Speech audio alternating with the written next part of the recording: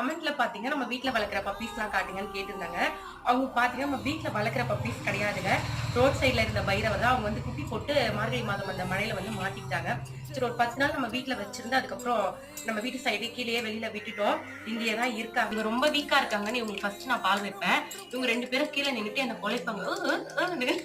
எனக்கு வைக்க மாட்டியா நீ அப்படின்னு கேட்கறாங்க இவங்க 2 பேரும். இவங்க நல்லா புசு புசுன்னு இருக்காங்க. பாவம் அவங்க 2 பேரும் வீக்கா இருக்காங்க. இவங்க நல்லா வேகமா குடிச்சுருவான்.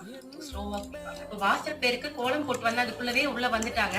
சைட்ல வச்சுட்டு நான் திரும்ப எடுத்து வீட்டுக்கு வெளியில அங்க சைட்ல விட்டுருவேங்க. அழகா இருப்பாங்க.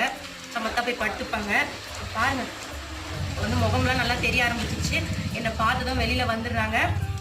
என் ஹஸ்பண்ட் சொல்லுவாங்க உன் குரல் கேட்டா வெளியில வந்துடுறாங்க உனக்கு தெரியுது அப்படின்னு. தங்க பிள்ளைங்க 2 பேருக்கும் என் மேல அவ்வளவு பாசங்க குடு குடுன்னு ஓடி வந்துருவானுங்க இவனுங்க 2 பேரும். அவங்க குடிச்சிட்டு போயிடுவாங்க. ஆனா இவங்க குடிச்சிட்டு போக மாட்டாங்க. என்ன சுத்திட்டே இருப்பாங்க.